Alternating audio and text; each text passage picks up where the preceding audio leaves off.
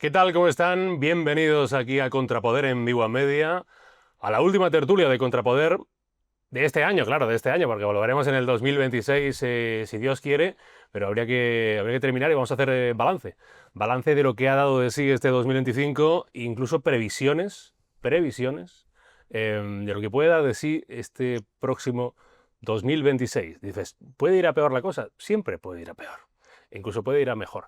Y hemos reunido aquí a lo más granado de la profesión periodística, de los politólogos, de los analistas. Se los han querido llevar a otros medios, pero para eso estamos aquí nosotros. Han venido y los hemos retenido en este plató del centro de la Villa y Corte, de aquí de Madrid. Está aquí a mi lado Manu Mostaza. Hola Manu, ¿cómo estás? ¿Qué tal? Muy bien, buenas noches. Manu es politólogo, como etiqueta politólogo. Sí. Está bien. Eso que están muy atacados los politólogos. De cuando nadie era politólogo, Sí. que soy yo, como soy ya mayor, de cuando nadie estudiaba ciencias políticas. Como youtuber de cuando nadie se decía que era youtuber, pues lo mismo, politólogo de cuando no había muchos politólogos Eso es. todo el rato copando las tertulias. Eso es. Bueno, un placer, gracias Manu. Muchas gracias por invitarme. Venir. Está Diego Rodríguez Veiga del diario La Razón. ¿Qué tal, Diego? ¿Cómo estás? Encantado de estar aquí. Muchas gracias, Diego, por acudir a este plató. Sé que tan... Periodista secas yo. Tú periodista secas.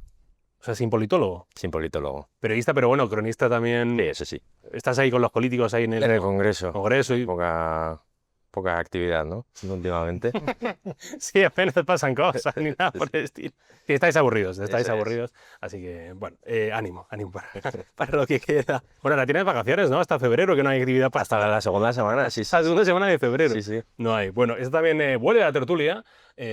Alguien con muchos seguidores, que es JF La Mata. Hola, JF, ¿cómo estamos? Bueno, mejorando lo presente, porque ya quisiera yo estar al nivel de algunos de los que están en esta mesa en cuanto a seguidores. Bueno, pero... Los seguidores los suyos son premium, o sea, igual son menos, pero son premium igualmente. Tiene un canal de YouTube que se llama La Hemeroteca del Buitre, del que yo soy fan declarado, seguidor. Incluso he protagonizado yo algún vídeo últimamente, por cierto. Sí, ya varios de ellos, porque antes era más pacífico, pero últimamente es usted más batallador y entonces, claro, pues levantamos acta de sus batallas.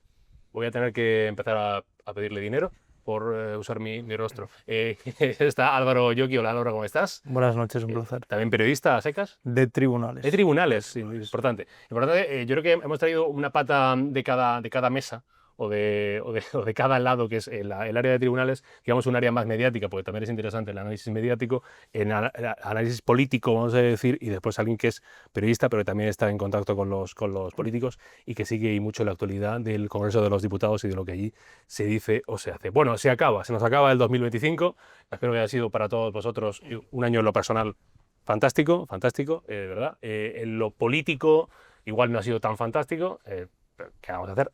Así es la vida. Vamos a ver un balance de lo que ha dado de sí este año y para empezar tengo preguntas así más directa y ya entramos al turrón, que es ¿qué ha sido para vosotros lo más destacado de la actualidad política de este 2025 que ya estamos abandonando? Manu, empiezo por ti. Bueno, ha sido un año apasionante, desde luego, Carlos. Yo creo que lo más destacado claramente es, porque es una situación que hace unos años hubiera precipitado la caída de un gobierno, es que los dos últimos secretarios de organización del partido en el gobierno han estado en la cárcel. Uno de ellos sigue en la cárcel, el otro ha pasado por la cárcel, ¿no? Es decir, los graves escándalos de corrupción que han acabado en Soto del Real, digamos, con la persona que defendió la moción de censura en nombre de la decencia y de la ética y de que España no podía tolerar la corrupción, pues verle en la cárcel ahora acusado de delitos gravísimos, bueno, yo creo que es claramente lo más destacado, ¿no? En un escenario general, yo creo, de hundimiento del gobierno, que yo creo que se acerca a su final, no sabemos cuándo será, pero digamos, yo diría este declive del gobierno que se, digamos, ejemplifica en la estancia en la cárcel de los dos secretarios de organización, personas las dos de la máxima confianza de Pedro Sánchez y sin las cuales no se entiende la trayectoria política del Pedro Sánchez, que es una persona conocida a partir del año 13 o 14, ¿no? Seguro que el anterior sí, pero Pedro Sánchez es quien es porque a partir del año 13 o 14 tiene cerca a Santos Cerdán y a José Luis Ábalos. Diego. Y en una línea similar, a mí me da la sensación que lo más destacado no son unos hechos, sino una cuestión de fondo. Y a mí lo que me ha dado la sensación este 2025 es que se ha producido una especie de enmienda al proyecto de lo que representa Pedro Sánchez. No el sanchismo, sino digamos su carrera en el gobierno. Porque él llega a la Moncloa, yo creo, sobre dos pilares. Uno es el de la corrupción, ¿no?, que se ha hablado mucho. Él llega con esa primera moción de censura que triunfa en España por una sentencia fea para el PP y a raíz también de lo que dice Manu, pues esa parte de que el gobierno, que es una especie de gobierno que va a luchar contra la corrupción, pues ha quedado en nada, ¿no? Y luego la otra pata, que además lleva, digamos, desde mitad de 2025 hasta ahora, es la del feminismo. También es un gobierno que yo me acuerdo que presumía de ser el gobierno más feminista de la historia de la democracia. Cuando llega en 2018, luego con la incorporación de Unidas Podemos, se discutía si era léxicamente correcto hablar de Consejo de Ministras, ¿no?, porque tal. Y también, pues eso, los escándalos que se han venido protagonizando desde el verano a esta parte también han enmendado eso, ¿no? Entonces, yo creo que ha sido un año, probablemente el último entero de Sánchez, y que ha sido un año en el que pues ese proyecto ha quedado como más de boquilla, ¿no?, que una realidad. Ya nos avanzas ahí de probablemente el último año completo de Sánchez. También es verdad que esto se lleva pensando desde 2014, ¿no? ¿Cuál es el último año completo de Pedro Sánchez al frente del PSOE y al frente del gobierno? JF, ¿qué ha sido para ti lo más importante de este 2020? Bueno, claro, es que este último mes ha sido especialmente relevante porque, claro, yo creo que si echamos mano a la hemerografía, en la historia de la democracia española ha habido, digamos, solo 3 momentos, hasta ahora diríamos 2, acaba de llegar el tercero, en el que había un ambiente como de imagen de corrupción generalizada, de no sabemos qué va a pasar mañana y qué titular nos vamos a encontrar mañana. Eso le pasó la primera vez en la etapa del felipismo, que hubo una época en la que no se sabía qué podía pasar. Luego fue la etapa gürteliana del señor Rajoy, donde también parecía que había... Y yo pensé que iba a pasar un poco más de tiempo hasta que volviera a pasar, y aunque tenía escándalos el PSOE y muy fuertes, había conseguido, que es algo que también el papel de los medios merece la pena analizarlo, eso lo dejo para la parte mediática, que no llegara al ambiente que se ha llegado este mes. O sea, habiendo ocurrido bastante antes que este mes cosas muy gordas, ha sido este mes cuando coincidió la detención de la señora Leire Díaz con la entrada en prisión del señor Ábalos, con los casos a los que aludía él, de repente se caló esa imagen de otra vez ha igualado en el marcador lo que parecía difícil, que era esa etapa del felipismo, esa etapa del gürtel-rajoísmo, esa etapa de que ya no sabemos qué va a pasar mañana y que acredita que la clase política española no aprende, en el sentido de que nunca quieren verlas venir. O sea, se mantiene una política muy rara que yo creo que no tiene solución en este país, que es que nadie dice, bueno, y si investigamos todo lo que tenemos dentro para que no nos sorprenda nada, si somos ingenuos y nos creemos que es que no saben nada, habrá que concluir que son ingenuos y bastante incompetentes, porque bueno, a ver qué dice el titular mañana y ya según lo que salga vemos cómo actuamos, ¿no? Es verdad que el Partido Popular ha tenido algunos episodios que también son bastante graves, ¿no? Yo me acuerdo, el más grave supongo que es el Mazones, lo que más les ha costado a ellos. Más pequeños, bueno, pues en el apartado más tonto, pues lo de la señora Noelia Núñez y el tema de los currículums. Y en cuanto a juicios, que tengo aquí un compañero de tribunales, yo si tuviera que marcar 3 juicios del año, sería el más importante, el del fiscal general del Estado. Yo creo que ese es el juicio más destacado del año.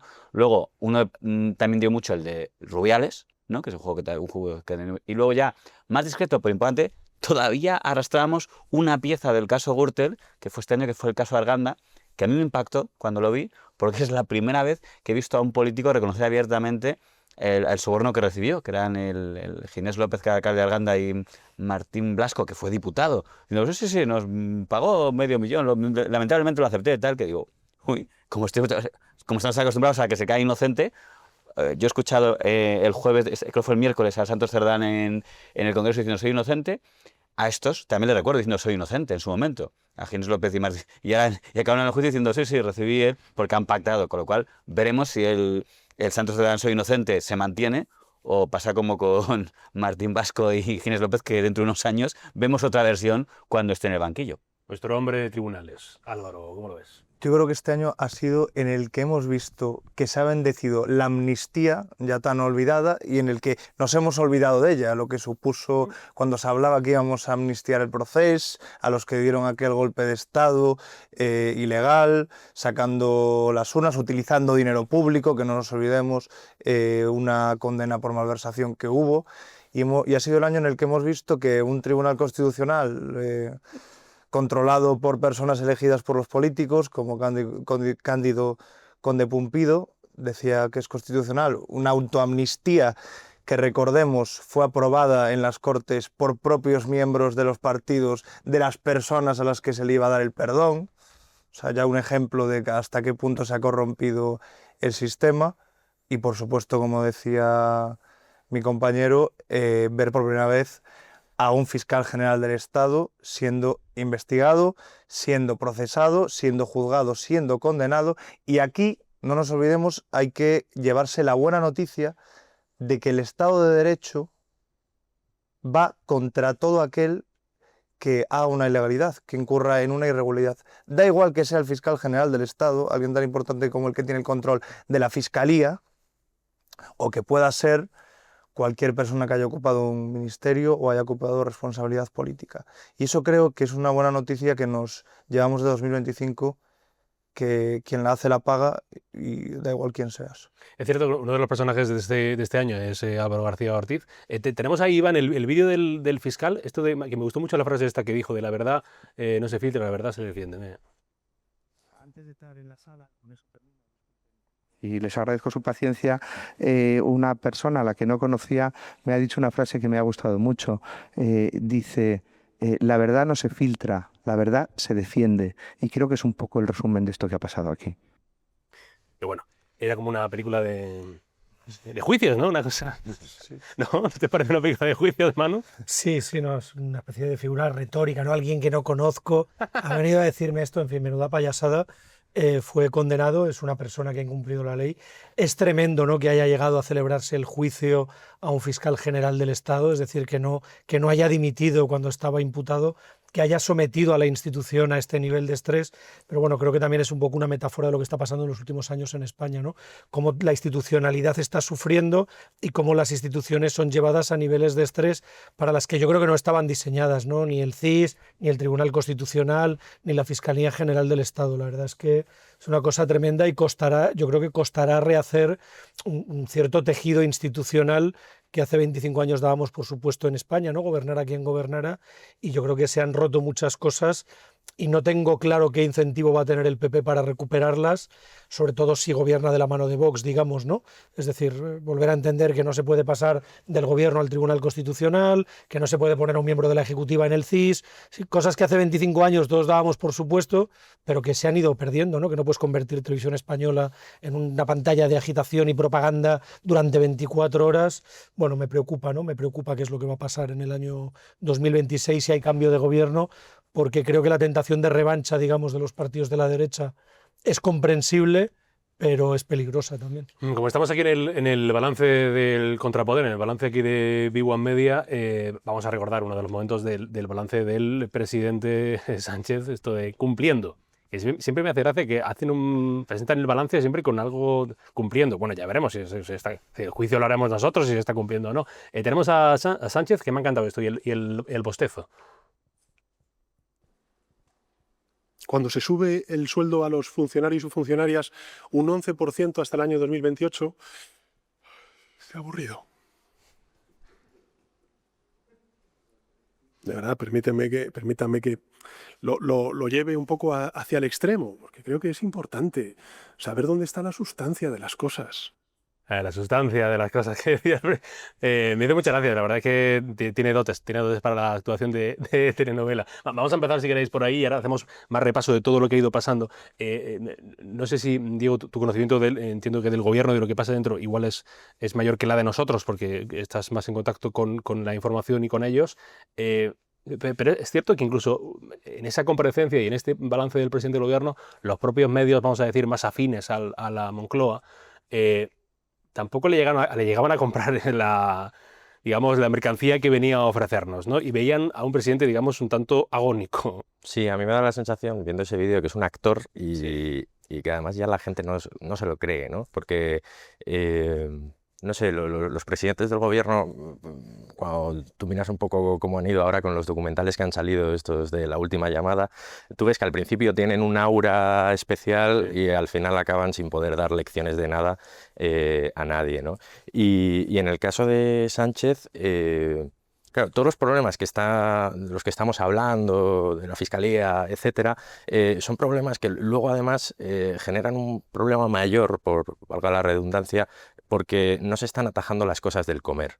Es decir, la gente empieza a tener la sensación, o eso es lo que veo yo, de que viven ahora peor que hace un año porque se está encareciendo pues, la cesta de la compra, por un montón de motivos que además estas Navidades seguro que se notan, ¿no? en los bolsillos.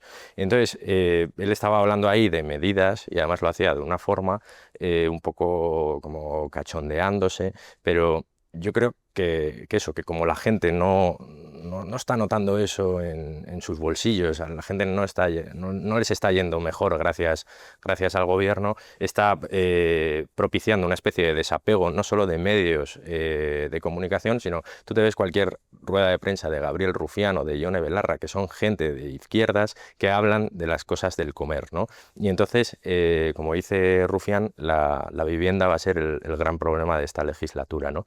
Y yo creo que eso es como el principal motivo de desapego a lo que es el gobierno ahora mismo entre la ciudadanía. ¿La mata? Me llama la atención que mencionaba el señor Rufián. Es curioso que en una parte del electorado de izquierdas parece que ahora, que tienen muy pocos referentes, porque digamos que Sumar no sabemos ya si existe como proyecto en estos momentos. Creo que en agosto dimitió uno de los coordinadores del movimiento Sumar sin que ni siquiera llegáramos a saber ni quién era, porque no duró ni lo suficiente para que nos aprendiéramos su nombre. Pero Yolanda Díaz, en el mes de diciembre, se le ha sometido a una humillación que creo que ha superado lo que merece un dirigente político. Quiero decir, eso de decir, pido que haya remodelación de un gobierno, que es un órdago interesante, un poco incompleto, porque generalmente un órdago político implica una consecuencia. Es decir, pido que haya una remodelación o de lo contrario, pero no hubo o de lo contrario, y encima ha sido ignorada, que no se me ocurre algo más humillante que triste final para una carrera política de quien prometió tanto. El partido que estaría a su izquierda, que es Podemos, tampoco sé si existe a nivel electoral, ni si tiene una cabeza a nivel electoral fuerte, y es curioso que el señor Rufián sí parece que en ese momento a nivel, le pasa como, esto nunca lo voy a pensar, se ha duranlleidizado, en el sentido que Durán Lleida hubo un momento en el que en Cataluña no despertaba una gran simpatía y en el resto del Estado sí de repente despertaba cierta atención. Pues un espectro diferente, cuando Esquerra Republicana de Cataluña tampoco está en un buen momento electoral, ni su líder, ni creo que Rufián no estuviera allí, pero resulta que en Madrid y en el resto de España hay muchos de izquierda que escuchan con más interés lo que dice el señor Rufián que lo que dicen los partidos a los que en teoría habría votado. Yo no sé esto de cara a cómo se quiera configurar la izquierda, supongo que escuchará cantos de sirena al señor Rufián. Ahora es muy complicada una operación por ese lado, pero es interesante que pongamos a nivel mediático, igual su plan es hacer como usted, crear luego un programa y vemos cuando se decida dejar, que lleva prometiendo que deja el escaño. ¿Cuánto tiempo? ¿Cuándo lo prometió por primera vez que dejaba el escaño? En 2016, pues sí sería. Sigue ahí. Bueno, si algún día cumple la promesa de que lo dejaba, pues igual lo vemos en un programa como este, haciendo ya progresismo guay, presentado por Gabriel Rufián, que va a ser interesante. Después de esta ofensa y compararme con Gabriel Rufián, Álvaro, ¿cómo lo ves tú?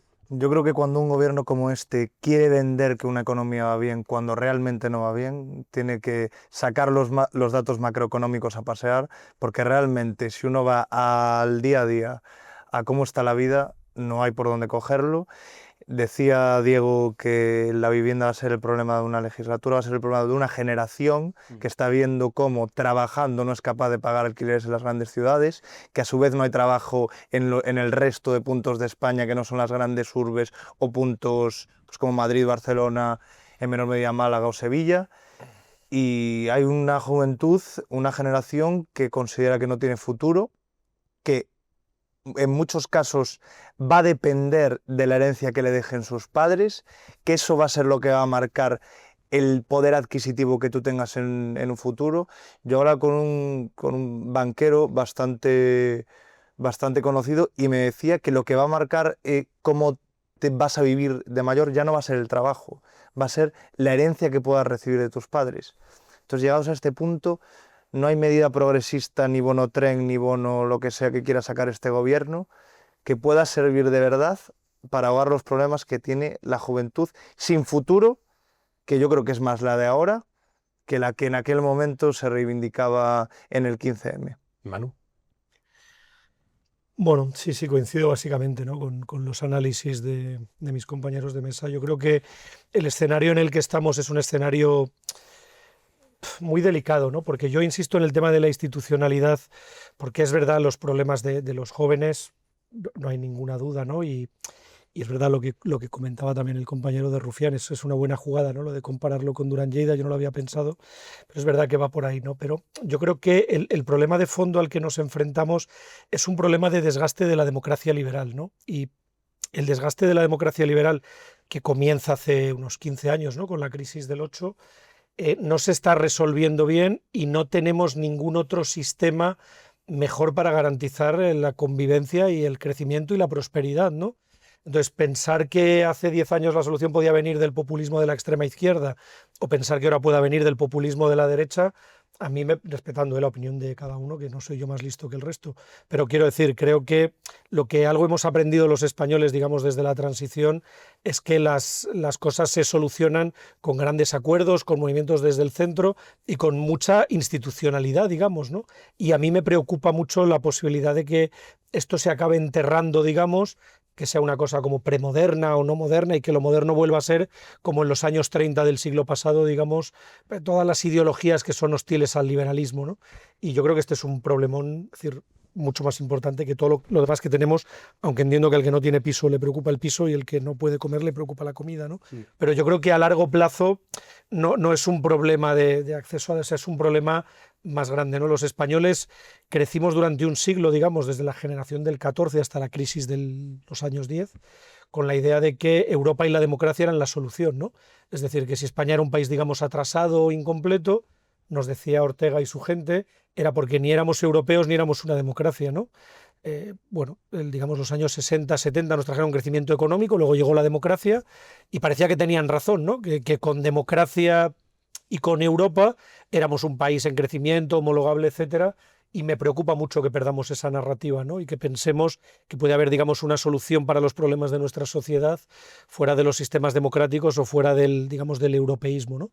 No sé si soy muy pesimista, pero es un tema que me preocupa. Bueno, había de hecho estudios de jóvenes que decían, que se ha dicho, ¿no? 1 de cada 3 jóvenes preferiría una dictadura pero que funcionase bien y que le garantizase una vivienda antes que una democracia. Obviamente son, iba a decir tonterías, me refiero en el sentido de que no han vivido ellos una dictadura, pero... Dijo que hay que programas de televisión que con eso ya la rutinarían. Sí, con eso ya hacemos un programa entero.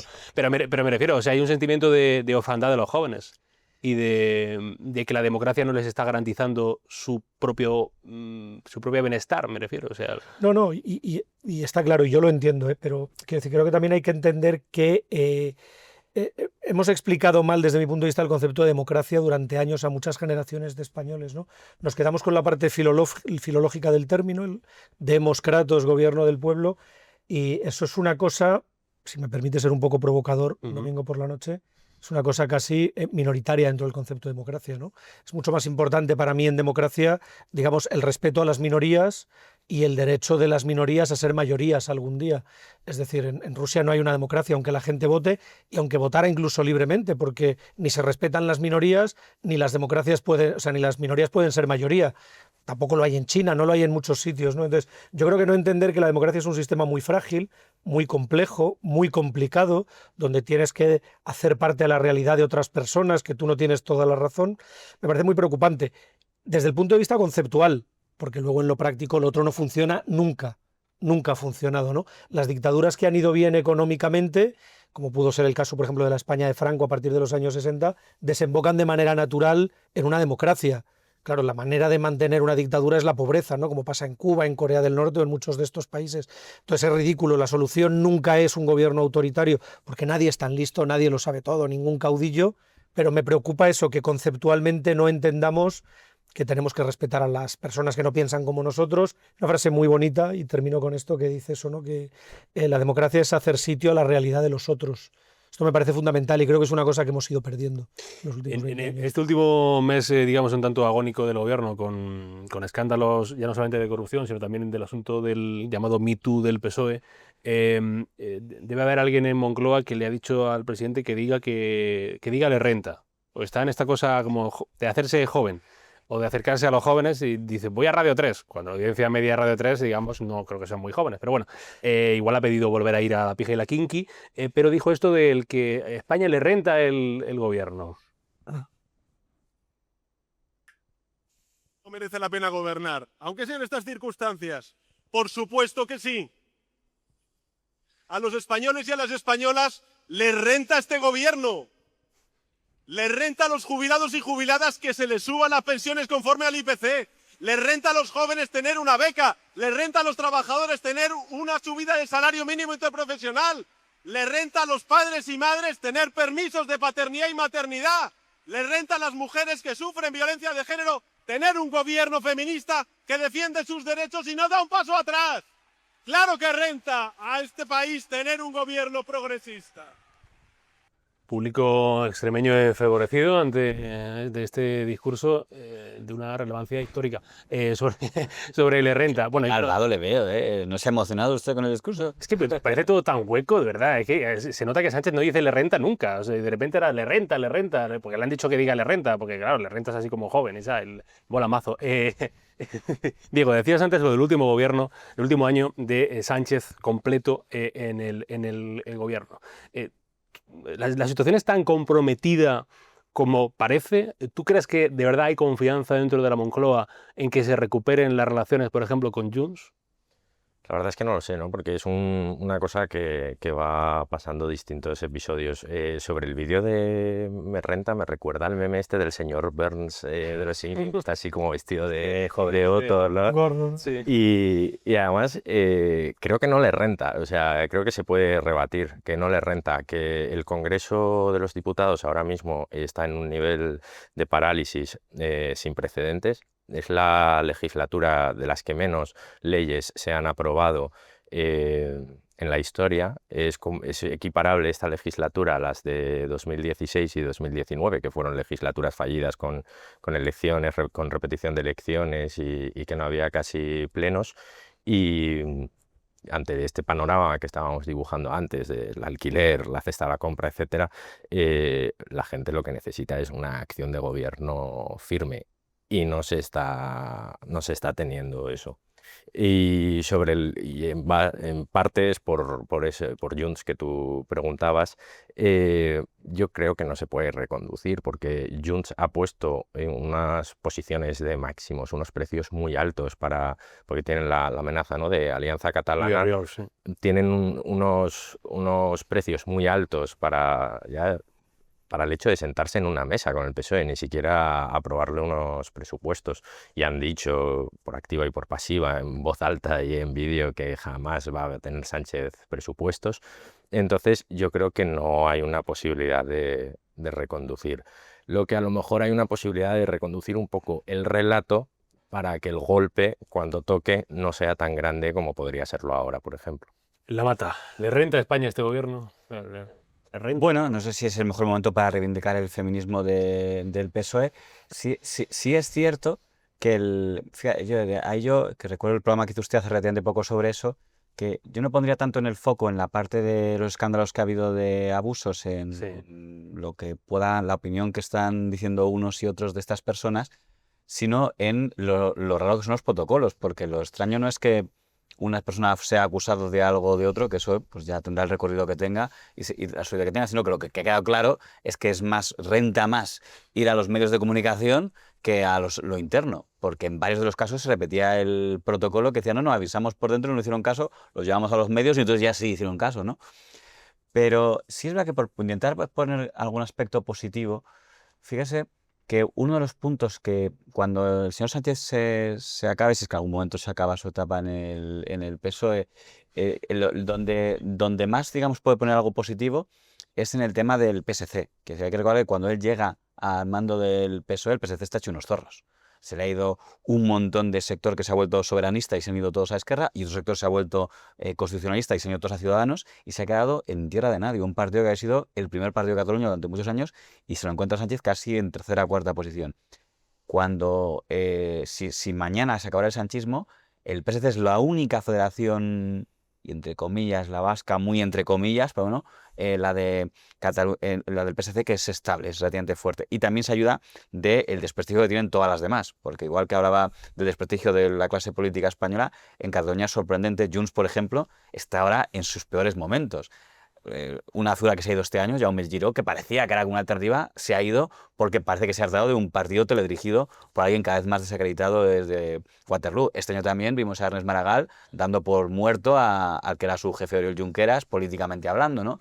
Con lo cual, salvo el caso de Alianza Catalana, que habrá que ver a dónde el resto de partidos están en caída libre, y casi la única imagen de estabilidad la da el PSC. ¿Qué diferencia la imagen que da el PSOE a la que da el PSC por el caso concreto de Cataluña? Eso, por poner un aspecto que puede considerarse favorable para la imagen del Partido Socialista, sea por mérito de él o por demérito de los que están pagando los platos rotos del proceso, que ha tardado, pero al final ha pasado factura. De todas maneras, ya que se me permite opinar en la tertulia, sí, ¿no? Ya que se habla de Cataluña, yo creo que el gobierno siempre juega con una cosa, digamos, en la que yo nunca estoy de acuerdo, que es que dice, no, con ese gobierno se ha normalizado o se ha pacificado la situación en Cataluña. Bueno, pero además del PSC, no tanto de Cataluña con lo que es el PSC. Sí, bueno, pero me refiero, uno de los méritos... Que está más fuerte ahora de lo que estaba antes. Sí, pero de los méritos que se arroga el presidente del gobierno es haber pacificado la situación en Cataluña, vamos a decir. Bueno, yo creo que la pacificó Manuel Marchena, la situación en Cataluña. O sea, me refiero, la pacificó la justicia cuando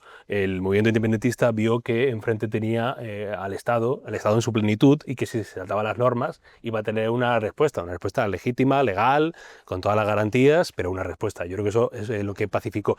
Apuntaba otra cosa que también lo podemos añadir al debate, a la tertulia, es...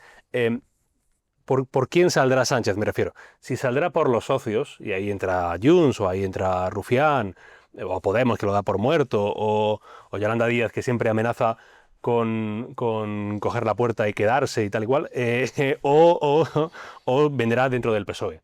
Y ahí está lo de lo que pase en las elecciones de Extremadura, que previsiblemente pues ya sabemos que no le va a ir muy bien a Gallardo, o en las previsiones de Aragón, o en las elecciones de Aragón, o en las elecciones de Andalucía cuando vengan. Es decir, si la pérdida de poder autonómico del PSOE puede provocar una rebelión interna dentro de los socialistas, o si la patada, como digo, se la pueden dar los socios de gobierno. No sé cómo lo ves tú, Álvaro. Yo creo que en todo caso es su propio partido, porque unos socios a los que cada vez que le aprietan un poco, o le dicen que ya no van a aprobar ninguna medida, o le amenazan, él sale a decir, como creo que ha salido por última vez, que quiere que esté el País Vasco y Cataluña en organismos internacionales con su propia representación ajena a España, como la OMT, que además está vinculada por otro lado a Begoña Gómez, precisamente la OMT, y creo que algún organismo más.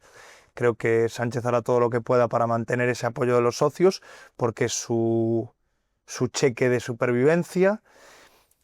Y el Partido Socialista ahora mismo está totalmente controlado por el sanchismo, porque cada voz que intenta marcar la distancia o se elimina o se queda como paje, que amenaza pero nunca actúa. No hemos visto ninguna vez a sus diputados en el Congreso no apoyar una medida que él critica de Sánchez. Y yo creo que también el movimiento de mandar a María Jesús Montero a Sevilla, mandar a Pilar Alegría a Aragón, es una forma de sacrificarlas políticamente, pero de reforzar su propio proyecto y de evitar en federaciones históricas y que pueden crecerle los enanos y la rebeldía, mantener el control de personas que siempre van a serle fiel porque se lo deben todo. Esa es otra teoría, Manu, yo creo que interesante, que es la que dice, pongo a Óscar López para presentarse a la Comunidad de Madrid. Óscar López, que es alguien, digamos, que se ha dedicado constantemente a perder elecciones, con perdón, pero es así, o sea, nunca ha tenido el hombre suerte en el tema electoral. Igual la tiene en Madrid, Parece que no, de momento. Pero en ese sentido también se dice esta teoría de no manda a Óscar López, o manda a Pilar Alegría, o manda a María Jesús Montero, para que no le crezca un paje, o sea, para que no le crezca un presidente autonómico que le pueda contrarrestar su poder. ¿Tú estás en esa teoría? Y después te hago también esa otra pregunta de ¿los socios o el PSOE? Déjame recapitular un poco porque me ha gustado mucho el vídeo que has puesto de Sánchez. Sí, el de renta. Sí, el de renta, porque fíjate, yo tengo la teoría, primero, que cuando habla del gobierno está hablando de sí mismo. Sí. Es decir, a España la renta que esté yo aquí, a los les renta que esté yo. Y luego tengo la sensación de que habla para el espejo, para convencerse, de verdad. Es decir, yo creo que habla para convencerse.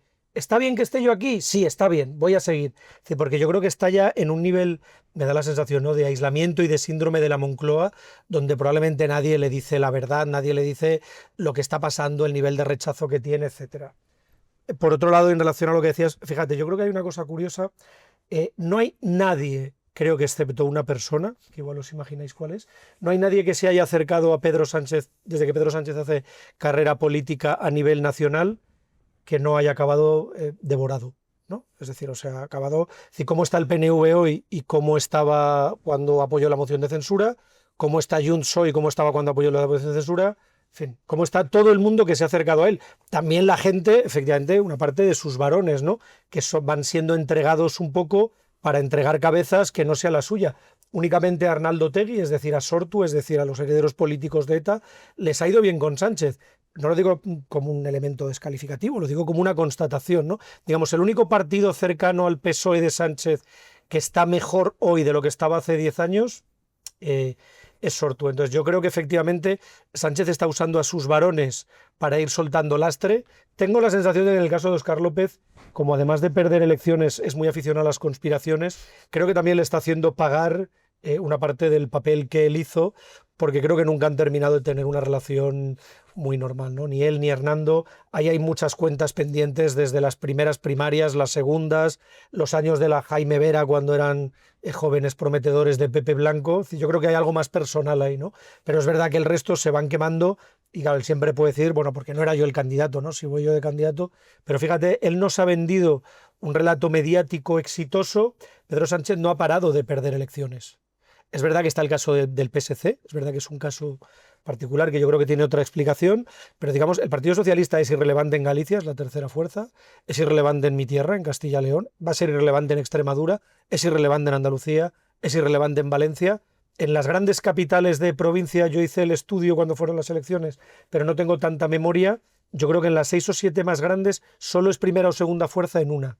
Es decir, no era ni primera ni segunda fuerza en Madrid. Es decir, o sea, es muy duro para lo que ha sido el Partido Socialista, ¿no? Entonces, yo creo que es una táctica de pura supervivencia personal y creo que el día que caiga alguien debería pensar, tú en tu programa o alguien que tenga un altavoz. Gracias. Se acaba ya la broma de las primarias, ¿no? Porque las primarias han destrozado los partidos que las impusieron en la agenda política, Ciudadanos y Podemos, nunca las practicaron en serio. Eran primarias a la búlgara, era evidente que Pablo Iglesias o Albert Rivera nunca iban a perder unas primarias, y el PSOE y el PP se las tomaron en serio y los destrozaron. Al PP lo destrozó con Pablo Casado y al PSOE lo destrozó porque es la llegada de un primer outsider, que era el siniestro José Luis Rodríguez Zapatero, y luego la llegada de otro outsider, que es el siniestro Pedro Sánchez. No existen corrientes en el PSOE, no existe nadie, porque las primarias son se ve en Estados Unidos, ¿no?, una cosa caudillista. Yo no necesito una estructura intermedia porque entre el pueblo y yo no hay nadie. Sánchez llegó como el candidato de las bases, ¿os acordáis? Y todas las decisiones las iban a ratificar las bases porque el Comité Federal estaba comprado por el IBEX. Bueno, el resultado es el partido más caudillista. En fin, el Partido Socialista de Sánchez, de Guerra y de Felipe González parece una cooperativa de religiosos comparado con lo que ha hecho Sánchez con el partido, ¿no? Imponiendo listas, imponiendo candidatos, etcétera. Entonces yo creo que el final de todo esto debe ser, en fin, volver a un modelo de articulación de partido un poco más normal y menos caudillista. Diego, ¿los socios o el propio PSOE? ¿Qué crees que teme más Sánchez? Yo no sé si los socios pueden hacer algo, ¿no? También por los precios que tendrían que pagar ellos según qué tipo de movimientos hagan. No lo sé, es muy cambiante, ¿no?, la política. Yo sí intentaría prestar atención a los alcaldes. Junts ha aprendido mucho de sus alcaldes por la presión que le han hecho por la presencia de Alianza Catalana. el partido, en el PSOE, ya no queda nadie que no sea sanchista en la cúpula, ya no quedan apenas varones, ¿no? Porque se han ido. Salvador Illa, quizás uno de los pocos a los que le ha ido bien con Sánchez cerca, ¿no? Si se celebran las elecciones generales en 2027, además ya va a haber una pérdida de poder territorial no autonómico, sino en las ciudades donde la gente todavía vota al alcalde independientemente. Abel Caballero, por ejemplo. Por ejemplo. Abel Caballero. Entonces, eso yo creo que puede pasar factura a Sánchez si no adelanta las elecciones. A lo mejor me estoy adelantando a cosas que quieras hablar luego, pero bueno, eso, prestaría atención a los alcaldes y a la presión que pueda venir desde allí para algunas decisiones políticas. Porque en el seno de Ferraz, ¿quién va a ponerle la zancadilla, ¿no? Si es que le deben todo a él y sin él no son nada, ¿no? Como la canción. Y los socios pues están en una posición también muy débil, Junts con sus problemas en Cataluña, esa otra izquierda que todavía no tiene los deberes hechos de quién va a liderar ese espacio cuando toque. Yo lo veo un poco complicada esa parte parlamentaria. Sí, porque la idea es, le renta este gobierno a España, y claro, mucha gente dice, bueno, pero déjame opinar a mí. O sea, déjame opinar a mí si me renta o no me renta.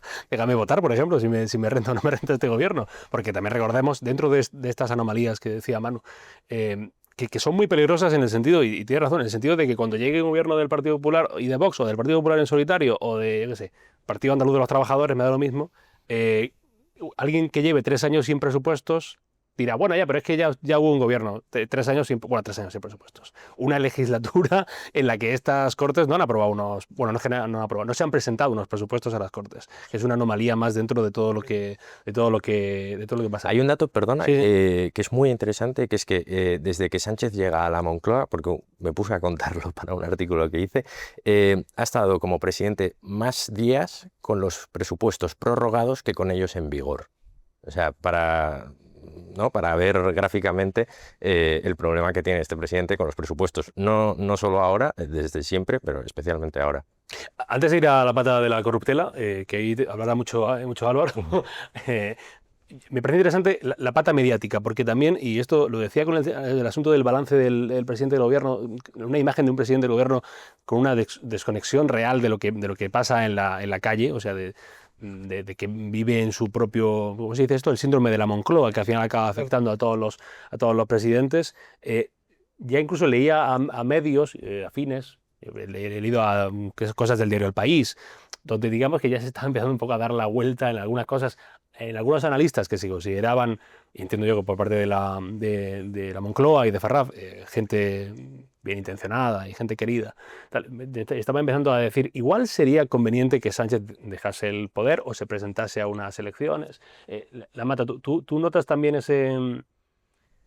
esa caída, claro, apoyo mediático del gobierno? Ahí hay que diferenciar, si se me permite la crueldad, entre los medios que se tienen más respeto a sí mismos y los que se tienen menos. Habitualmente, aunque un medio tenga una línea editorial y sabe a qué público va dirigido, si tiene un poco de respeto a sí mismo, cuando ve momentos o circunstancias que no son aceptables, sin llegar nunca a apoyar al rival, o sea, dejando siempre alguna nota, alguna forma, alguna crítica, ¿no? Pues, por ejemplo, pues si hoy voy a hacer una serie de piezas aireando los escándalos de L 10, pues luego dejo una cuota, pues hablar, yo qué sé, de lo de revuelta de Vox o algo, para que se vea que sigo, pero... Sí. Y luego ya los que están entregados, ¿no? Que son los que, en mi opinión, a veces pueden tener menos respeto a sí mismos, que se han dado en todas esas etapas a las que lo diga antes, que siempre hay un sector que está un poco más allá en cuanto al apoyo. Que son más sanchistas que Sánchez. Sí. Antes de traer esto, sí quiero decir una cosa, que has mencionado antes el nombre de don Óscar López. Este año pasó una cosa muy interesante, ya que he mencionado el diario El País, y es que en febrero pillaron al ministro don Óscar López, que se reunió, creo recordar que en Francia, junto con el señor de Telefónica, el señor Marc Mutra, con el CEO de Vivendi, para ver si se conseguía llevar por delante al presidente del Grupo Prisa, el señor Ugorlian. Y lo llamativo de este asunto es que fuera el propio ministro al que mandaran, porque antes se mandaba emisarios para estas cosas, no directamente a un miembro del Consejo de Ministros. Y tiene que ver con algo que está celebrándose actualmente, que es que hay un concurso para una TDT que está abierto, y lo que hubiera querido el gobierno, que no lo ha conseguido, es que uno de los que se presentara a ese concurso hubiera sido Prisa.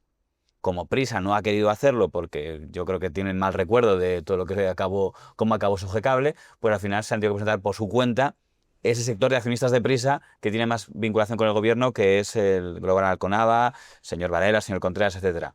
Y para los de Mediaset, que son los otros, solo se han presentado dos, aparentemente, Mediaset y ellos, veremos en qué acaba. Pero esto es interesante porque tiene algo que ver con TVE. Porque, aunque habrá que ver lo que pasa, pero la idea que hay es que es un plan B para el grupo este que han creado en torno a RTV. O sea, el plan A es seguir. Evidentemente, el plan que quieren todos es seguir allí. Pero si sale mal, dicen, si sale mal, es bueno usar TVE para que nos conozcan, porque así, si mañana nos vamos a el nuevo canal 7, llamémoslo así, si es que es el nombre que tiene esto, sea donde vayan a estos. Porque una clave de toda esta historia es que el señor Sánchez no se ha fiado de los medios, o sea, el diario.es, La Sexta, que podemos considerar miembros relativamente cercanos al gobierno nunca se ha fiado de ellos. Dice, no me fío de ellos. Y TVE, en vez de ser un medio, digamos, que sí, que sea más o menos sesgado al gobierno, no, tiene que hacer ese papel de canal de opinión favorable, porque no nos podemos fiar de estos de La Sexta o esos del diario.es o tal, estos. Y si perdemos TVE, esa célula que la gente, a ver si conseguimos que la gente se quede con sus caras y los llevamos todos en bloque a ese nuevo canal que estamos preparando. Ya digo, no es su plan A es que sigan en TVE, pero el plan B es probablemente, si vemos en breve que se concede ese concurso a quien parece que se va a conceder, muy típico de los gobiernos esto, de poco antes de que cuando las cosas tiemblan empezar a pensar en plan Bs mediáticos para tener amigos, pues es una opción que parecería muy probable si consiguen que salga este concurso de TDT que está estos días realizándose por esa... Hay una mesa de contratación y tal, pero que ahí hay un movimiento mediático interesante, aunque no sería la última vez que un canal que se crea con mucha ilusión luego dura lo que un estornudo. Pero todo esto de TVE, ya digo, parece que tiene un plan B en este nuevo canal privado que el gobierno y el señor Óscar López tanto empeño han tenido en sacarlo, y es todas las noticias mediáticas que ha pasado este año. Sí, pero digo, notas que hay sanchistas, vamos a decir, que están empezando a recular un poco. Yo creo que en el fondo los que más, digamos, por ejemplo, desde que empezó todo este tema de Paco Salazar y tal, lo que más daño le ha hecho al PSOE es que La Sexta está abriendo con ello prácticamente todas las tertulias era muy gracioso. Yo me acuerdo el día del Comité Federal que sale lo del tema del señor Paco Salazar, yo estaba viéndolo a la vez, aquí tenía La Sexta con don Antonio García Ferreras y aquí la 1 con el especial que hizo don Javier Ruiz, y otro día en la 1 no existía. Cuando ha empezado el 1 de diciembre, cuando se recupera el caso, es muy interesante porque, de nuevo, lo saca el diario.es, La 6 da mucho, y el primer día, en la 1, es curioso porque lo sacan los programas de información, o sea, el telediario sí lo saca, pero los de opinión, señora Icharrondo, señor Javier Ruiz, señor Cintura, tampoco lo incluyen, ¿no? Yo creo que es bastante lógico, por una cuestión de supervivencia, que cuando pasas cosas tienes que sacarlo, porque si no vas a quedar como que demasiado entregado a la causa y puedes morir con él. O sea, realmente es bastante lógico que el gobierno, cuando ves una circunstancia de grietas, no es las ratas que huyen, no, es que no me quiero hundir con él, y además es un poco tener un poco de amor propio. Hay que recordar que se recuerda poco cuando estalló, pues me vuelvo al Pleistoceno. Cuando pasó el caso Gal, había una corte de periodistas que decían que el caso Gal era mentira y que era una conspiración de jueces y periodistas, de los Garzones y los Pedrojotas. Y ahí estaban desde yo me acuerdo, Ramón Cotarello, que aparecían todas las tertulias para decir que eso era mentira. Estaba Javier Pérez Royo, que es un personaje fascinante. A Javier Pérez Royo le vi el otro día escribir que el juicio al fiscal general de Estado era un juicio político, que se había condenado sin pruebas.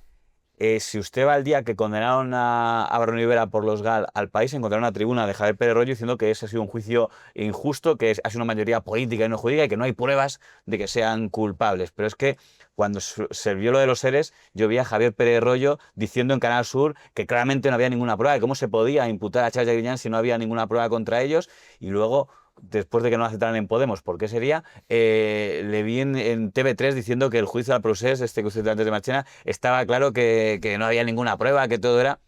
Si alguien muy malvado de estos muy derechas diría que algún día me gustaría ver a Javier Pérez Royo defendiendo el bien, pero que es un tipo de gente que sí.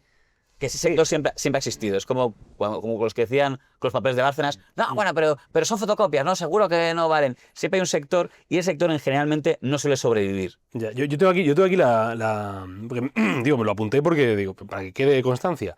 En la tarde en la que la UCO entró en Medio País y detuvieron a Leire Díez y al expresidente de la SEPI, tal y cual, el programa Directo al Grano de Televisión Española, en esa tarde, la escaleta de temas fue Ana Belén Bebé robado, que lleva pidiendo justicia 7 años, el Opus Dei agresiones sexuales, el Hospital de Torrejón, epidemia de gripe, es un tema muy de actualidad, y los fragmentos de la entrevista a Iñaki Urdangarín.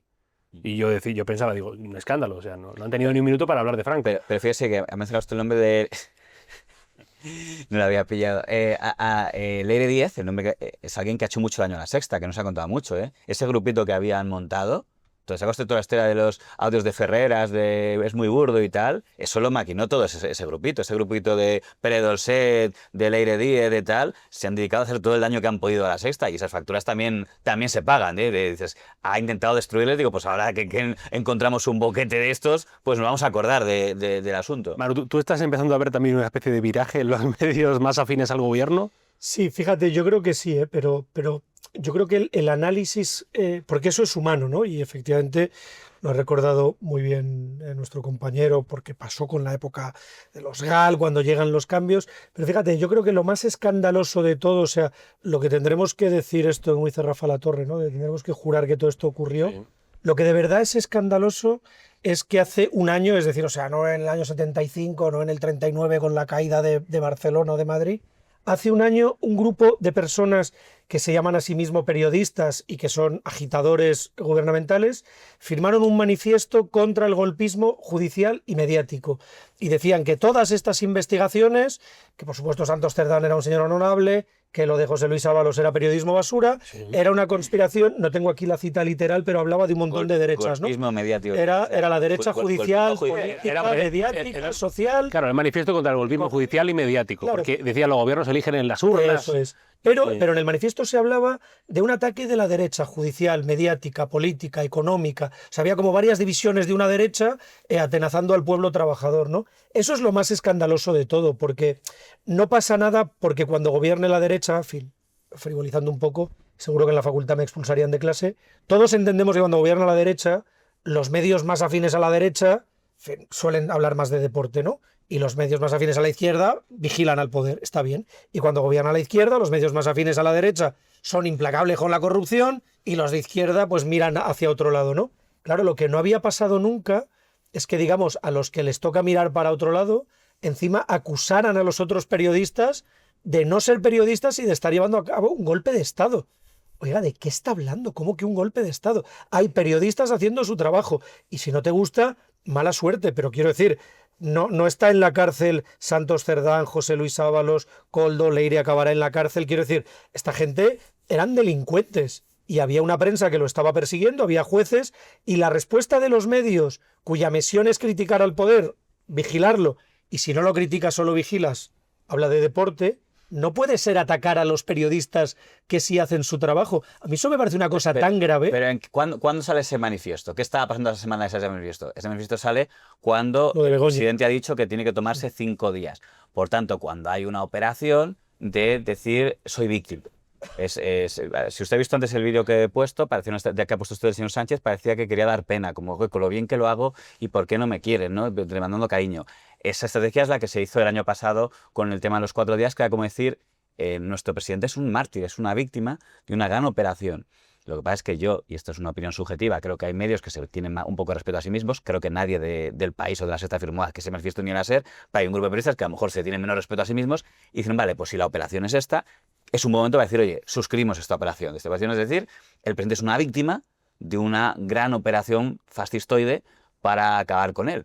Algo que probablemente hubieran deseado hacer todos los presidentes, pero no se hubieran atrevido. O sea, estoy convencido que en la cabeza de Rajoy o de todos se hubieran encantado decir, oye, qué mala es la gente conmigo con lo bueno que soy yo. Pero en este caso se han atrevido. Decir, pues mira, aquí que os creéis que no hay narices, no hay narices. Y además tengo a gente suficientemente pelotillera que me va a apoyar en esta operación de dar pena. Dentro de que es ridículo que demande soledad, como estoy solo ante el peligro, el presidente del gobierno, que tiene bastantes recursos para defenderse con la abogacía del Estado, con medios de comunicación. O sea, tendría sentido que si un particular se solo ante el poder, ¿no? Dices, no, si el poder eres... Pero hombre, digo, usted no está desamparado. Si esto es verdad, si verdad se siente atacado justamente, tiene usted recursos de sobra. No necesita recurrir a un manifiesto de demandar pena, de ayúdenme, quiéranme, apadrínenme, por favor. Que fue un poco extraño. Y a los que firmaron, yo me pregunto si tienen mucha autoestima. Bueno, si van a pedir perdón, ¿no? Van a decir que, en fin, que se dedicaron a insultar a The Objective, a un montón de medios, porque fíjate, hay una diferencia, porque esto viene de largo, ¿no? Y citabas el tema de los GAL. Es verdad que en los años 90 había un conjunto de periodistas de izquierdas que hablaba del sindicato del crimen y del periodismo basura del inmundo, pero bueno, formaba parte, yo creo, de la guerra de guerrillas entre medios, ¿no? Es decir, o sea, nadie llegó a publicar un manifiesto diciendo el mundo es un periódico golpista, es que yo creo que se ha traspasado una línea, joder, no roja, porque estamos traspasándolas todas las semanas, pero una línea muy delicada, ¿no? El ministro de Transporte insultando a periódicos, tal. Si a mí me parece bien, yo no leo periódicos que no me gustan, no porque no digan lo que yo pienso, que me da igual, pero no me gustan esos periódicos. Pero de verdad, a mí no se me ocurriría pedir a nadie que cerrara El Plural o Infolibre, y me parece muy bien que estén, y me parece que son muy importantes para cuando gobierne la derecha. Álvaro, Diego, ¿tenéis gente que conocéis a gente que firmó el manifiesto? No. Vale. No. Vaya. Pero volviendo atrás, está claro que un presidente que diga que si a España le renta su gobierno, un presidente en teoría de una democracia europea que se presupone de primera línea a nivel mundial, al que ya se investiga su partido que está en el poder, los gastos y los pagos y la financiación bajo secreto desde esta pasada semana, desde que él llegó a la Secretaría General en 2017. Que su mujer está básicamente procesada por que se presuntamente, que es lo que ahora veremos y demás, presuntamente se le dio una cátedra a la Universidad Complutense Extraordinaria por ser la mujer del presidente del gobierno, no por ninguna otra razón, que encima aprovechó ese cargo para apropiarse indebidamente un software que empresas privadas, que ya miras cuando Indra, Telefónica, Google ponen 400.000 euros en total de manera altruista sin llevarse nada a cambio, para crear una herramienta para la cátedra de Begoña, que tenía que ser evidentemente un producto de la Complutense, y nunca la Complutense lo llegó a registrar, pero ella sí que lo utilizaba en su propia web, de su titularidad.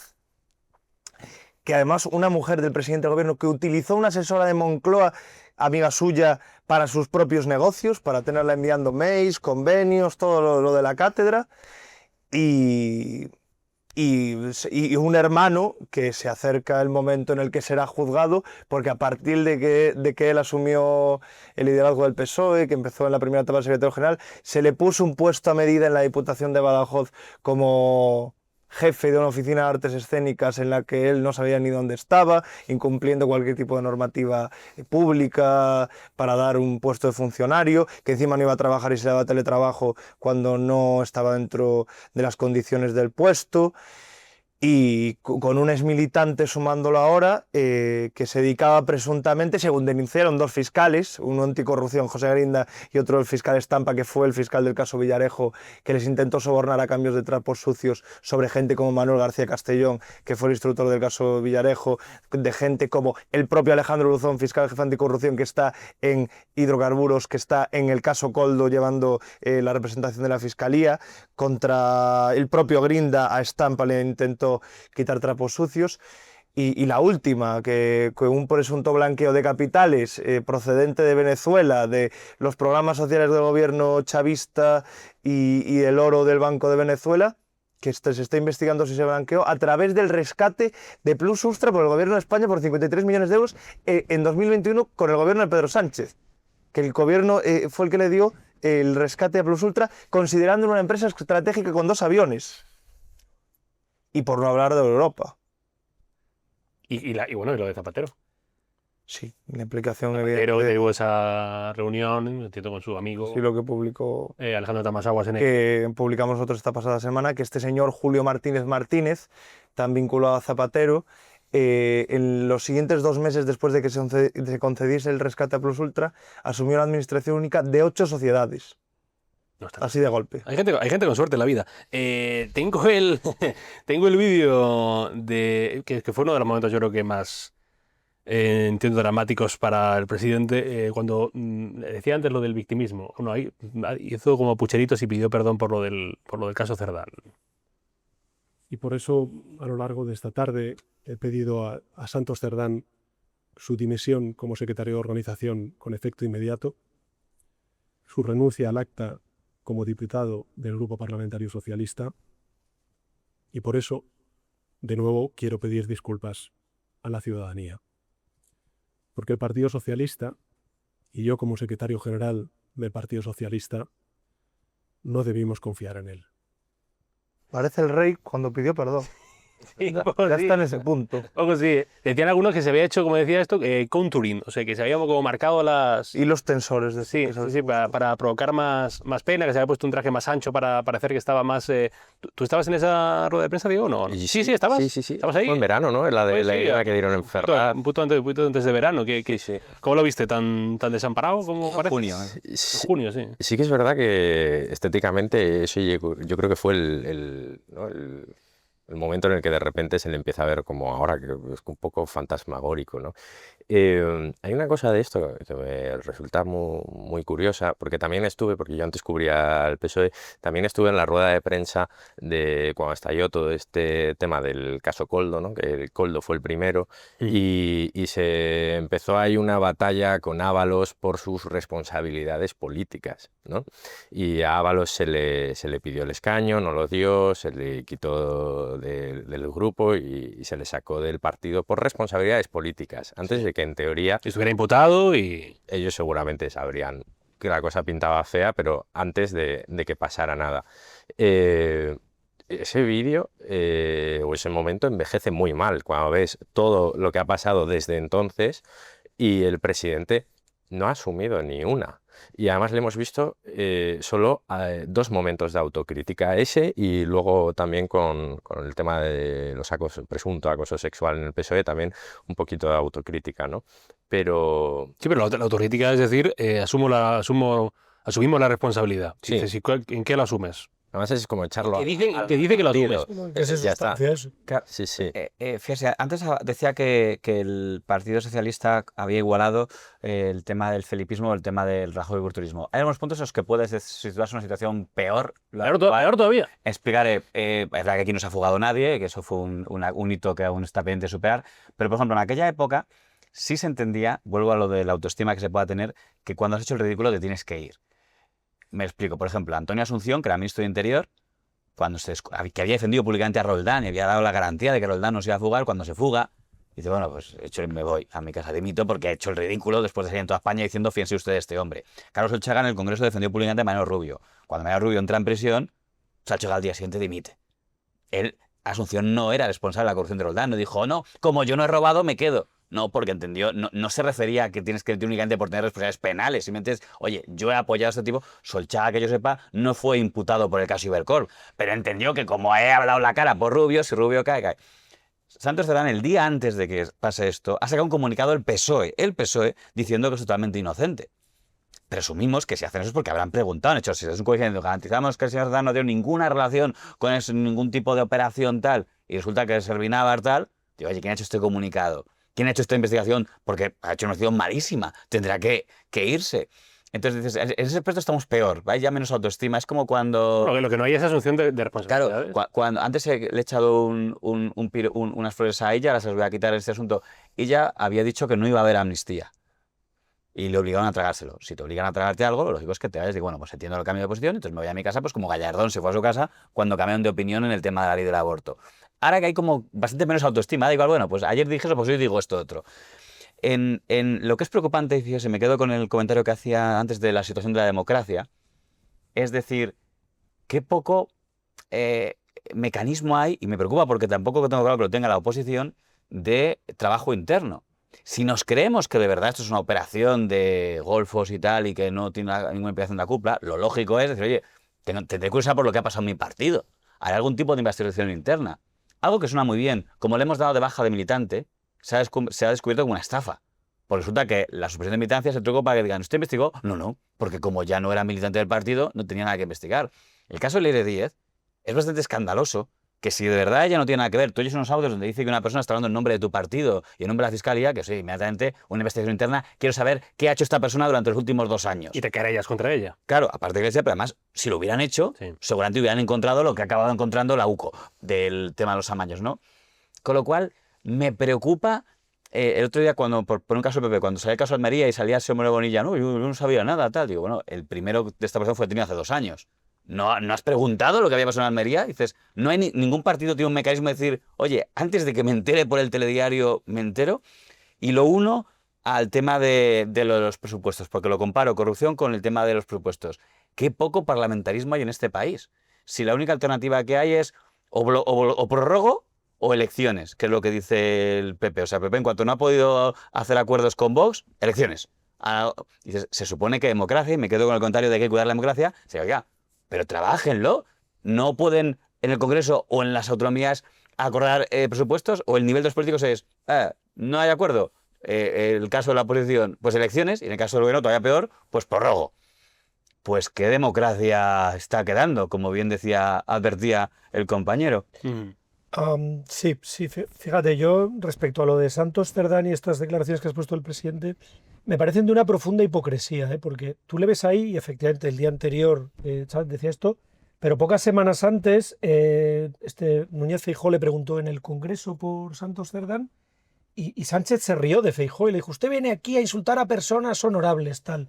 Cuando en el último Congreso en diciembre, creo hace un año, le renueva de secretario de organización, la prensa de Objective ya había publicado que se habían llevado bolsas a Ferraz. O sea, era un poco, lo pongo porque me sale de las narices, ¿no?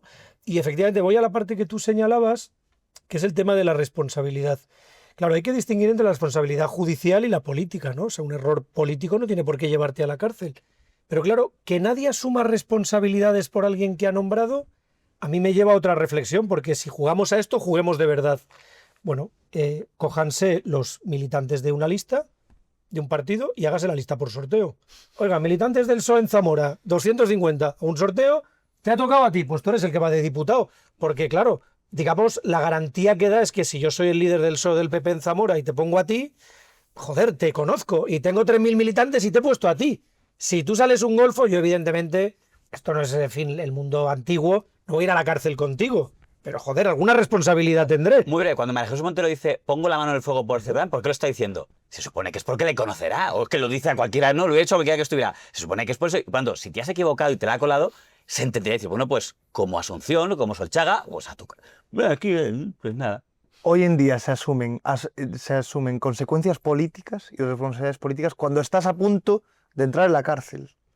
Cuando ya en la justicia tienes problemas, acabas asumiendo las responsabilidades políticas. No, pero lo decía Diego, lo decía bien, yo creo, cuando al PSOE se le dice, bueno, ¿y por qué han apartado a José Luis Ábalos? En el momento en el que, porque después se nos olvidan mucho las cosas, es cierto, en el momento en el que no estaba imputado. ¿Por qué lo ha apartado? Bueno, lo ha apartado porque era su responsabilidad el haber elegido a Koldo como su mano derecha, digamos, en el ministerio. Ok, ¿por qué no aplicamos este mismo criterio con el presidente del gobierno? Bueno, es que el presidente del gobierno iba a llegar a 3 de 3, porque José Luis Ábalos primero, Santos Cerdán después, Paco Salazar el tercero, hasta que el diario.es sacó lo de los acosos, digamos, presuntos acosos laborales, sexuales de Paco Salazar. O sea, iba a ser... Un fuego amigo del libro, lo de Paco Salazar y el diario es un fuego amigo del libro. ¿Sí? Sí. O sea, ¿tú crees? Eso es otra tesis. Le está moviendo la silla ya internamente. O sea, le están diciendo, vete ya. Es decir, al diario.es le ha interesado la corrupción y los problemas de este gobierno, cero. Que me parece bien, que es su línea editorial. Y de repente esto es un tema, el día que le van a nombrar, esto es fuego amigo, sale de dentro y el objetivo era boicotear el nombramiento de Paco Salazar. Por eso tengo la sensación de que todos son herramientas, ¿no? La guerra de Gaza fue una herramienta para el PSOE y el feminismo es otra herramienta, porque reaccionar con contundencia es lo dejo morir 6 meses y cuando lo vuelve a sacar el diario vuelvo a actuar.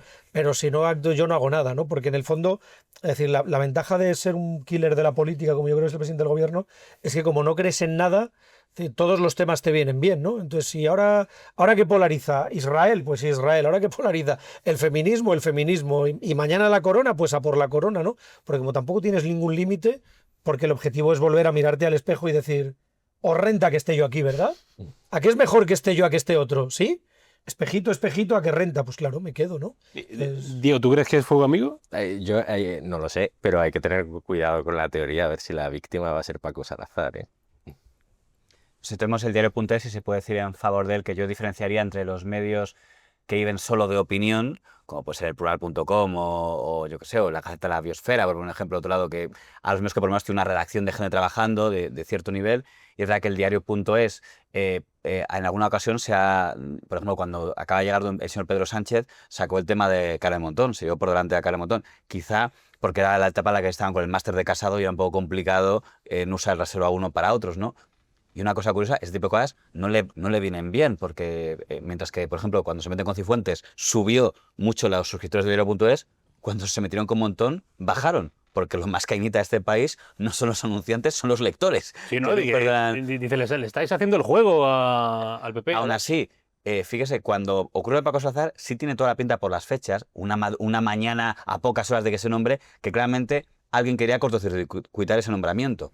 Y lo consiguió. Lo que es descerebrado es si eso ocurre en julio, que es cuando ocurre eso, pues digo que qué asco de protocolos tiene el partido, dices, porque tuvieron hasta que el 1 de diciembre el diario.es lo saca y ya antes el digital saca lo de la reunión con Doña Piedad Alegría, tuvieron tiempo de sobra para hacer una voladura controlada y se hubieran evitado el estallido ahora en diciembre.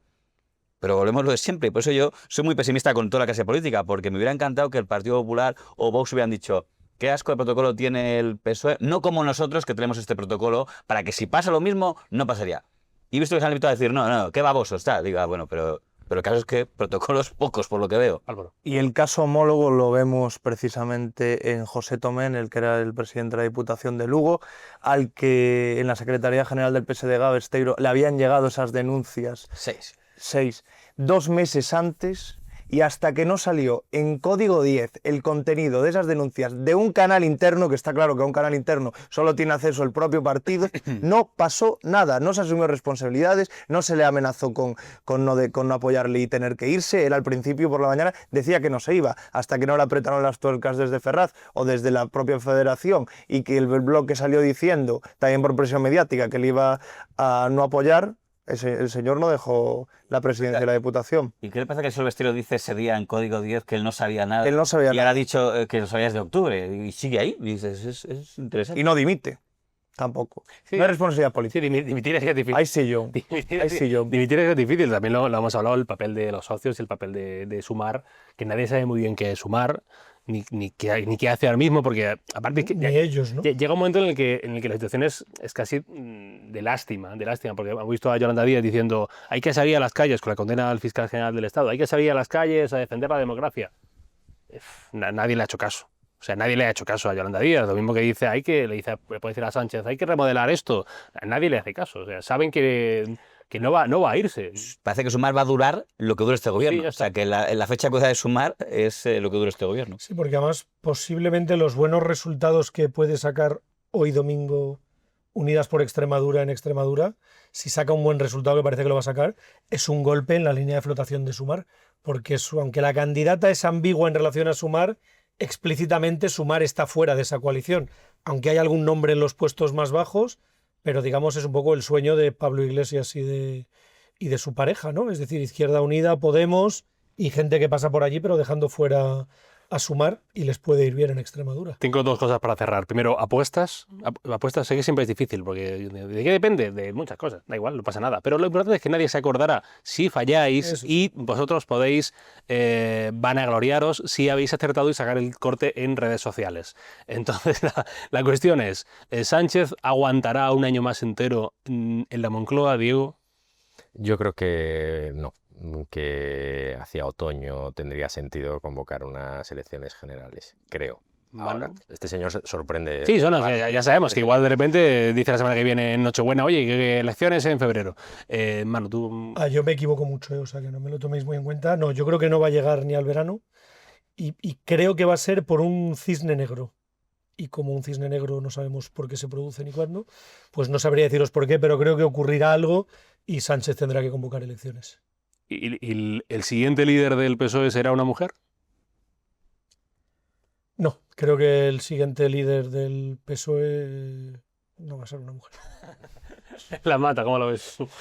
Yo creo que fiel a su estilo, el plan es quedarse, porque nadie quiere elecciones en este momento en los socios. Unos, como vamos a decir, sumar porque no tienen claro si van a sobrevivir en caso de que acabe el gobierno, y porque en este momento a ninguno de los partidos nacionalistas o independentistas parece que le interesa, porque su plan es a ver si ahora le podemos sacar más, dentro que es difícil sacarle nada cuando no tienes mayoría para hacerlo. Entonces, el plan de Pedro Sánchez, yo creo que lo que dijo, por una vez, yo creo que si es de verdad lo que dijo, que su plan es estar hasta el 2027.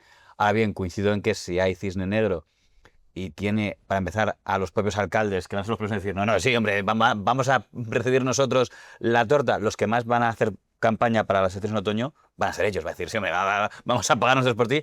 Y no sé hasta cuánto tendrá poder Sánchez, que a lo mejor si hubiera tenido hace unos años, para decir crees que no, si la cosa está tan débil. Él hará todo lo posible para seguir, pero me parece que a fin de año, dentro de un año, no llega. Y hay que tener en cuenta cómo se puede poner el tema de la financiación ilegal de PSOE, que en teoría es la línea roja de sus socios, tanto de gobierno como de fuera, del consigo mismo. Y no hay que olvidar la parte personal de un hermano que lo van a juzgar, una mujer que por estas fechas del año que viene ya estará llamada a banquillo, y eso está claro que un daño le va a hacer, y fuerte. Y después ya empiezo contigo y hacemos ya una última ronda, que es personaje del año. Yo tengo el mío, que es Leire Díez. Entonces, es un personaje, digamos, de época de Jesús Gil, una cosa por el estilo. O sea, ya creíamos que no existían ese tipo de cosas. ¿Quién es para ti el personaje del año o la persona? Coincido totalmente con Leire Díez. Leire Díez. La persona que desde el gobierno se ha querido llamar Pequeño Nicolás, sí, literalmente Antoñita la Fantástica, pero que después se reunía, según ella, que esa es la versión que ella da, que no había ningún tipo de chantaje a fiscales, ni búsqueda de trapos sucios para desvirtuar a la UCO, ni a Antonio Balas, ni a fiscales anticorrupción, ni a miembros de la judicatura, que decía que todo era recopilar una información de Villarejo que es más vieja que nada, sí, y que se reunía con Dolcetti, con Cerdán y con Hernando en Ferraz para darles la información de las saunas a uno de ellos, a Hernando, que había sido, junto a Óscar López, uno de los que estuvo ahí rastreando en la época de cuando llegaba Sánchez sus trapos sucios. Sí, sí. Se puede ser socialista y periodista, como dijo Leire Díez. Decía Latorre una vez, que me hizo mucha gracia, decía Leire Díez, se puede ser socialista y periodista. Y decía Rafa Latorre, decía, no, si viendo televisión española parece que no se puede ser otra cosa. la mata Díaz. Yo voy a ser muy poco original porque creo que coincido. Es cierto que en este balance del año yo me caería también con dos ideas. Uno, el mérito que tiene Se acabó la fiesta, que ha conseguido que teniendo 3 eurodiputados pelearse con 2, que eso es meritorio. Es muy meritorio en tan poco tiempo. Sabíamos que todos los partidos tienen problemas, pero en ese tiempo de récord. Partido de extrema izquierda. Sí. Y luego, en el caso del periodismo, creo que no es un año para enorgullecerse y no vamos a abrir esa vida, pero el juicio al fiscal general del Estado, yo creo que la profesión periodística no puede enorgullecerse por cómo se ha afrontado ni contado. Ya digo, incluso solo con mirar unas horas, en las horas en las que se produjo que recibe el fiscal general a las 11 y pico de la noche, y justo a las 11 y pico de la noche, que no es una hora para publicar a primicias, aparecen. Es decir, mira, si es verdad que no tuvo nada que ver con el fiscal general del Estado y es porque tu fuente te dijo publicó la hora, si yo fuera tú, sospecharía de tu fuente. Diría, pues qué fuente más malvada tenías, que quería que antes jorobar al fiscal general de Estado. Pero la pregunta, coincido. Yo creo que la autora de ese gran libro, que espero que escriba Desvelando la verdad, el libro de Doña Leire Díaz, yo creo que probablemente sea no es el de Luis G., el libro del año sería el de Leire Díaz. Manu, ¿tú también es lo de Leire o no? No, fíjate, yo esta mañana estaba en la Real Academia, que se presentaba la palabra del año, que ha sido Arancel. Arancel, sí. Y me hacía gracia porque un periodista muy famoso y muy renombrado de la historia de España decía, hombre, yo hubiera apostado por Coldo, ¿no? Porque, ¿sabes? Hacerte un coldo, no seas coldo, además se puede el coldismo, la coldocracia, tal. Y pensaba cuando me lo preguntabas quizá él, pero no, yo de verdad yo creo que el personaje del año para mí, sin duda, es José Luis Ábalos, ¿no? José Luis Ábalos fue todopoderoso secretario de organización, todopoderoso ministro de Transportes, la persona que hizo el discurso en la única moción de censura que triunfó en la historia de España con un emocionadísimo canto a la decencia, a la dignidad. Fiscalía Anticorrupción le pide por el primer caso 24 años de cárcel por delitos gravísimos de corrupción. Insisto, y es una persona sin la cual no se entiende la trayectoria política del presidente del gobierno. Que este hombre esté durmiendo hoy en la cárcel, cosa que no le deseo a nadie, no le deseo nada malo en lo personal, y el poder que ha tenido con los medios, el hecho, y déjame que lo cuente, sí, cuando The Objective saca las causas de su cese, que por cierto ninguno de los medios afines al gobierno explicó nada, bueno, un impulso, José Luis Ábalos le mete una querella penal a la periodista que lo ha denunciado, y al mes después los periodistas, abro comillas, periodistas de la Asociación de Periodistas Parlamentarios premia a José Luis Ábalos como mejor relación con la prensa. Este es el nivel de la prensa en España y este era el poder de José Luis Ábalos, que tenía las agallas de negarlo todo y de tener a muchos periodistas bailándole el agua hasta que ha entrado en la cárcel. Perdona que abuse, pero que no me he podido mencionar mérito especial Carmen Calvo. Carmen Calvo en ese momento declara en sede judicial que es mentira, que eso que dice el Yoyotir de que ella ha dicho que no le gusta la vida personal de... Mentira. Y dice hace 2 semanas en La Sexta que sí que lo sabía y que dio parte. Oye, si hay tamaños de morro, ese es interesante. Bueno, también la asociación parlamentaria creo que nominó a Merche Aizpuru a mejor relación con la prensa. Tienen una larga trayectoria. Sí, Diego, ¿para ti quién es?